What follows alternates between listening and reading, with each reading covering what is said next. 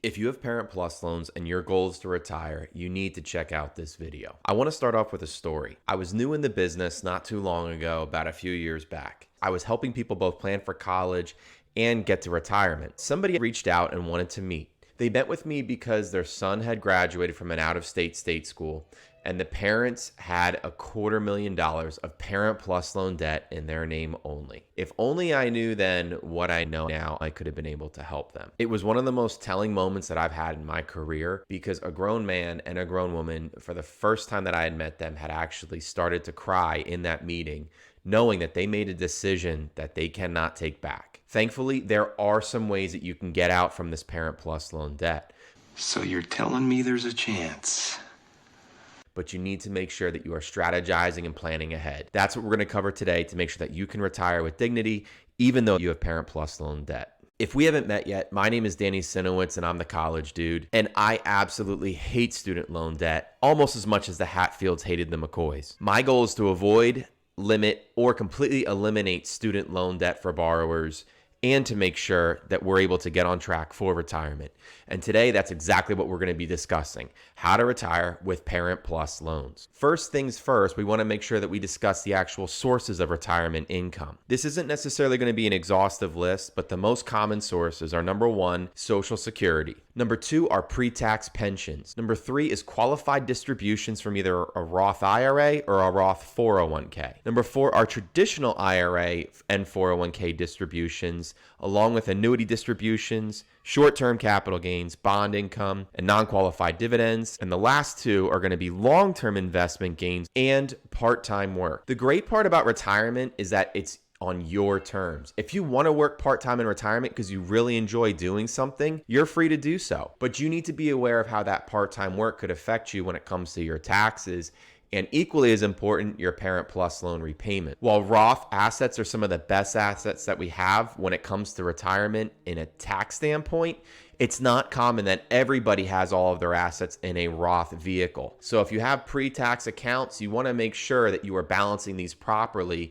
and that you have a tax plan going into retirement, which is every bit as important as it is to have an asset allocation plan and to make sure that you have a legacy plan as well. The goal is not running out of money, but the way that you can do that is twofold. Number one, to accrue as much as possible and make sure you're invested properly, but also to make sure that you're spending your money wisely in retirement. More money, more problems. By limiting or completely eliminating a Parent Plus loan repayment, you can make sure that you're able to get your children through school and able to retire in a way that you would want to choose to do so. So the first thing that you need to make sure that you do is to take inventory of what you have. From that list, the majority of the ways that you can receive retirement income is included. There could be some other sources in which you're able to take with your retirement income, but out of the sources that were mentioned, you want to make sure that you're taking inventory so that you know exactly how much you have. And importantly, that we want to talk about is the taxability of these different sources. The taxability plan in retirement is important regardless of if you have a Parent Plus loan repayment or not. So it's important, if you've gotten this far, to make sure that you are aware of what you have in front of you. But if you have a Parent Plus loan, it's vital that you know the taxability of your retirement plans. So let's get into the different ways in which the sources are taxed. Let's start with the first one, and let's start with the fun one, the Roth IRA and the Roth 401k. Assuming that these are qualified withdrawals and qualified distributions that you're taking out, these are completely tax-free and don't need to be reported on your tax return. As a result, Roth can be one of the best ways in which you can save in retirement, and this is the best asset that you can have if you're making a repayment on a Parent Plus loan. Oh, I gotta get me one of those. The next one that's a little bit unique are going to be long-term investment gains. These will also include qualified dividends. But in terms of the actual long-term investment gains, these are going to be taxed at long-term capital gains rates. Depending on how much investment income you're actually bringing in, you could be taxed at either the 15% rate or the 20% rate.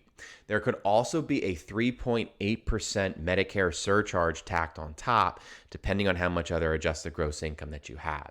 So these rates could be lower or higher depending on where you fall, but investment income is taxed differently than it would be just for ordinary income rates. Let's talk through Social Security. So Social Security can be up to 85% taxable depending on your other income or combined income that you have. If you do choose married filing separately, then 100% of that benefit would be taxable. So you want to be sure that if you go that route of married filing separately, that you're aware of that.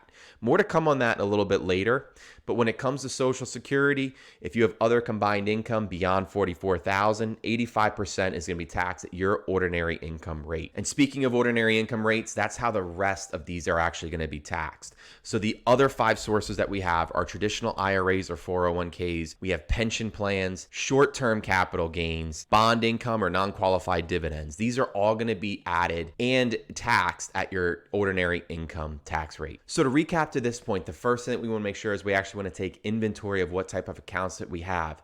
The second thing is we then want to look at the actual tax plan that we have, because the tax plan is going to be important, because that brings us to big point number 3, the repayment plan of Parent Plus loans. We've gone through some of these in prior videos. The 2 big things that you can be aware of when it comes to Parent Plus loans are that there are, number 1, the standard repayment schedules that you could pay, which are not based on income. The second way in which you can pay is you can get onto an income-driven repayment plan. There's the one way in which you can get on, which is the simpler way, the income-contingent repayment plan, which we're going to spend the majority of time talking about today. But there is also the double consolidation strategy in which you can get onto one of any of the 4 income-driven repayment plans, including the new SAVE program. Better hurry up. If you do this double consolidation and complete this before July of 2025. Time is of the essence if you want to make sure that you're able to complete that. However, either way, the income contingent repayment plan is going to stay in effect beyond July of 2025. For any of these 4 repayment plans, including the income contingent repayment plan, the Department of Education is going to look at your discretionary income. So again, there are different ways in which we can look at income. There's taxable income, there's adjusted gross income, and then there's discretionary income. All of these numbers could be different, but all of them are going to have an effect on how much you pay in tax and how much you could be repaying in a Parent Plus loan come retirement. So let's talk about discretionary income and how that can affect you when it comes to repaying. What you want to note when it comes to discretionary income is the first thing that they're going to look at is your adjusted gross income. So once you have this figure, you're now going to be able to determine what the discretionary income is, because depending on the state that you live in, there's basically 3 buckets. There's Alaska, Hawaii, and the 48 contiguous state. That's going to then determine your discretionary income, because the poverty guideline levels in which the Department of Education is going to use will vary. The last thing that they want to take into account then is family size. So once you have these 3 factors considered, you're then able to determine what your discretionary income is. Thankfully, there is no shortage of great calculators that are out there on the web, completely free, in which you can calculate this information. We're going to go through a couple examples here shortly, but just be sure that you're able to calculate this information. You just need to do the hard work of finding out what your adjusted gross income is. Now, when it comes to the actual tough part though, the big thing that we want to figure out is what's the right repayment plan for you. Out of the 4 income-driven repayment plans, the income-contingent repayment plan is typically not seen as the best. It could be very rare in which that could be the best situation for a borrower to repay. It's not completely out of the question, but the other thing that we have to keep in mind is, as the rules state today, that's going to be the only income-driven repayment plan that you'll be eligible for after July of 2025. So again, we're going to focus on that in today's video, even though you're eligible for the other income-driven repayment plans until that point. So if we just focus on the income contingent repayment plan, the 2 things that they're going to look at, number 1 is going to be the percentage of your discretionary income in the actual repayment plan. So they're going to take 20% of discretionary income that you have, and the way that they're able to determine that is they take that discretionary income number and subtract 100% of the poverty guideline level. Once you have those 2 numbers figured out, that then is going to be your minimum monthly payment. If your 20% discretionary income is higher than the standard Parent Plus loan repayment, you could be better off just repaying the Parent Plus loan on the standard repayment schedule. But if you're under that amount, you could be better off on the income contingent repayment plan. So again, where this becomes important is your discretionary income is determined from your adjusted gross income. Your adjusted gross income is determined from the sources that we talked about in the beginning. The lower the income, the lower your monthly payment. It's a way that you can kind of play this game to lower your discretionary income in order to have to pay the least amount back in a Parent Plus loan as possible. I'm going to show you an example of why that's really, really important. The things that are going to vary amongst the income-driven repayment plans, in addition to what we just talked about, are also going to be the years of forgiveness. It's also going to include the tax filing status, and the other thing that could be different is income from your spouse. But again, if we just focus on the income contingent repayment plan for today, what we'll be able to see is the example and talk through some of the considerations that you should be looking at if you're ready to repay and to retire. Let's take a look at two different examples here. One is going to have pre-tax income and the other is going to have post-tax income. And you're going to see why firsthand that this is really, really important to make sure that you have a tax strategy in retirement. All right, so let's go through some of the assumptions here. The first one is that this couple is going to be married filing jointly. They are making $130,000 between them and they live in the continental US. They don't live in Alaska or Hawaii. The annual income growth that they're going to have, we're going to say is going to be 3%, and we're using the 2020 tax year numbers. So the other thing that we have to keep in mind then is the actual loan information. We're looking at $250,000 of Parent Plus loan debt. The average interest rate is 6%, it's unsubsidized interest, and the inflation rate is 3%. So if we take all that into consideration, the standard repayment schedule is going to be $27.75 a month. Let me repeat. $27.75 a month. That's over 10 years. Now you can extend this out to over 30 years and lower that payment, but that's still going to be a hefty payment regardless of if it's 10 or 30 years.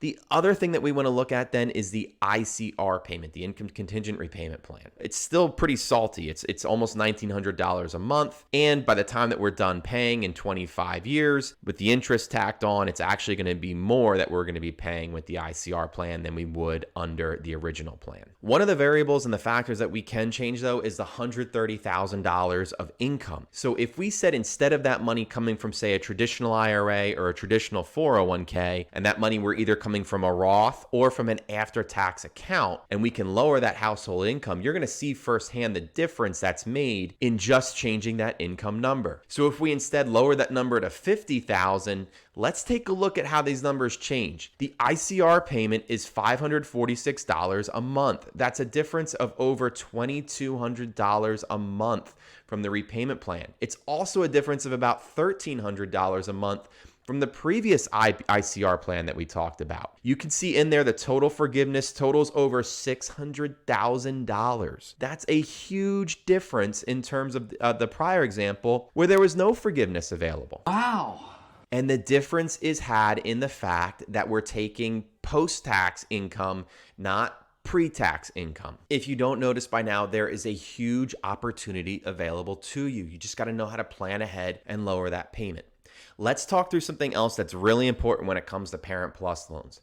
The two terms that you want to get familiar with are deferment and forbearance. Between deferment and forbearance, they are ways in which you can actually not have to pay on your Parent Plus loan in a given year. Now, there are criteria which you have to meet, and the Department of Education lays these out pretty clearly on their website. But when it comes to both deferment and forbearance, since you're not paying on these loans, the interest is likely to accrue, even though the payments are not necessarily due. There are reasons that you can defer, and there are reasons you can enter into forbearance, but oftentimes it has to be due to economic hardship. The total aggregate amount that you can actually look to utilize, though, is up to 6 years, 3 years of deferment, and then 3 years maximum of forbearance. So when it comes to the actual application process, though, or the verification process, those need to be actually verified each year, and the servicer is actually going to have to agree upon that. So you need to make sure that if you're actually going to be applying for these things, that you do have a chance to have these accepted. But there is a chance that you could utilize both the deferment and forbearance in years in which you're not making a tremendous amount of money. That way you can actually further kick the can down the road, and these Parent Plus loans don't need to be repaid upon in that year. So when it comes to actually understanding what are the strategies in retirement to utilize, there are 4 that I'm going to talk about today. And there are a number of different ones that can work, but all is going to come back to your situation. Going back to the previous example, making pre-tax, post-tax assets can be a great way to lower that payment. but it's going to come at some level of a cost. One thing that you can look to do are what are called Roth conversions. Roth conversions are from when you take a pre-tax account or pre-tax assets and then pay the tax on them in that given year and turn them into Roth assets. So the way that you're able to do that is if you have a traditional IRA and a Roth IRA, you're able to recharacterize how the actual account is worth, but you have to pay the tax that year. So hypothetically speaking, if I had $100,000 in a traditional IRA and I wanted to turn that into a Roth IRA, I could do a Roth conversion of $100,000. There's no limit on the amount that you can do in a specific year. But the catch is $100,000 would actually be showing up on my tax return as taxable income. So I'm going to have to pay the tax on that $100,000 when I do the conversion. The actual amount's going to vary with how much other income you're bringing in. So in a year that you know that you have low income, you can probably do more Roth conversions because that's an opportunity to pay at your lower marginal tax bracket rates.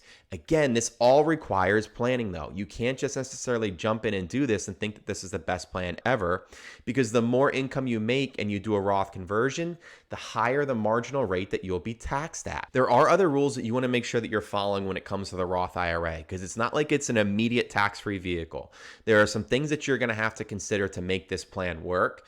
But a great way that you can get ahead of the curve here is to start to look to do Roth conversions early.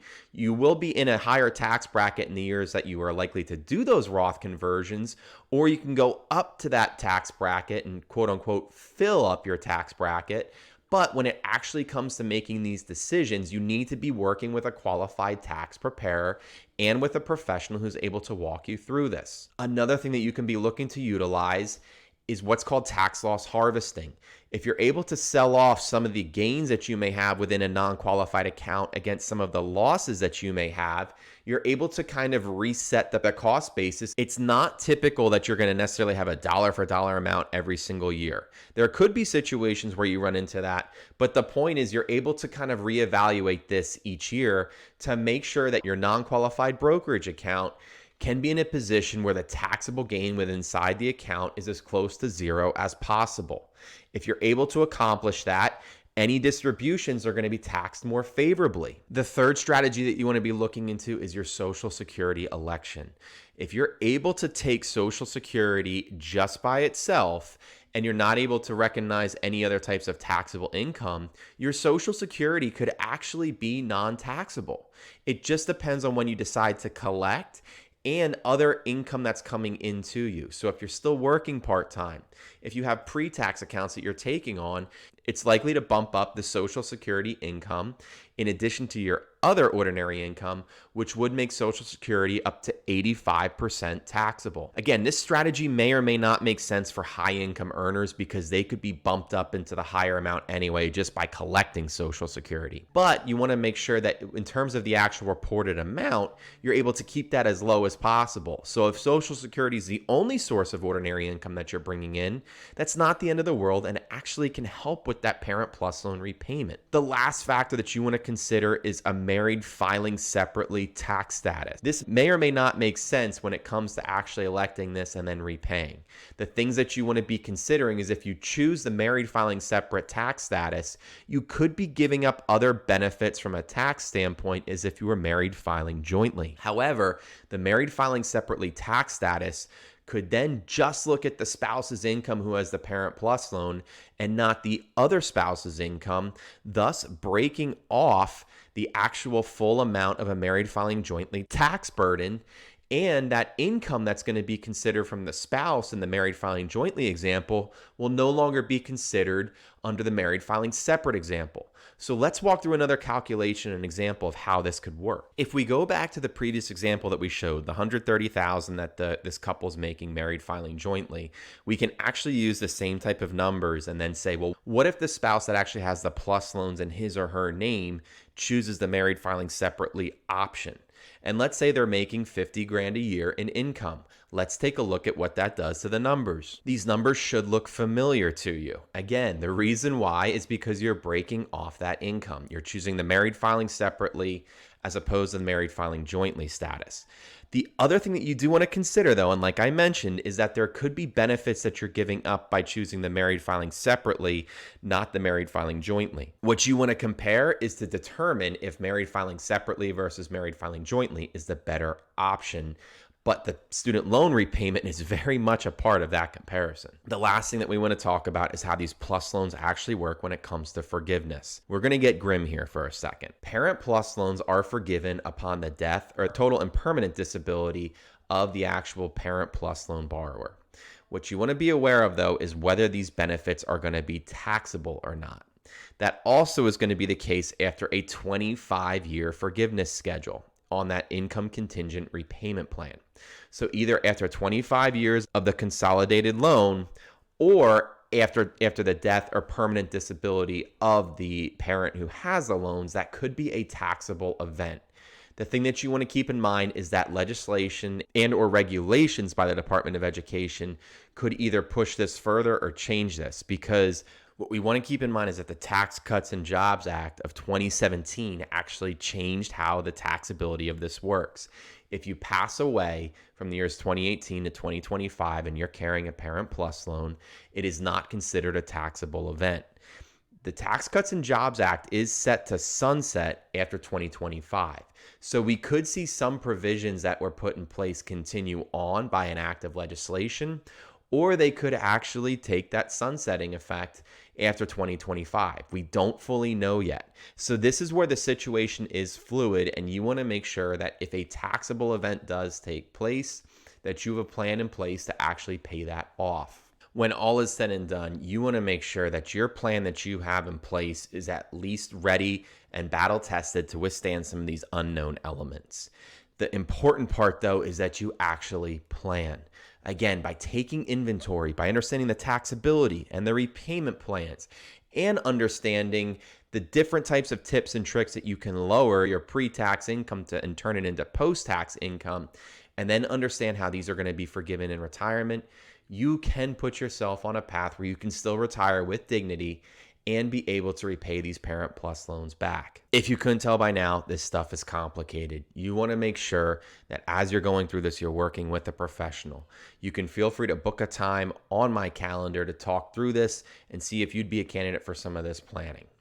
As always, this information is meant to be educational in nature only and is not meant to be taken as specific advice. If you have specific questions, please feel free to reach out to your CFP professional, to your financial advisor, to your tax professional, or to your attorney who could provide better information for you specific to your situation. If you haven't yet subscribed, it would be great if you do so right now to make sure that you're able to keep abreast of additional information that comes out there and more ways in which you can avoid, limit, and completely eliminate student loans. I'll catch you in the next video.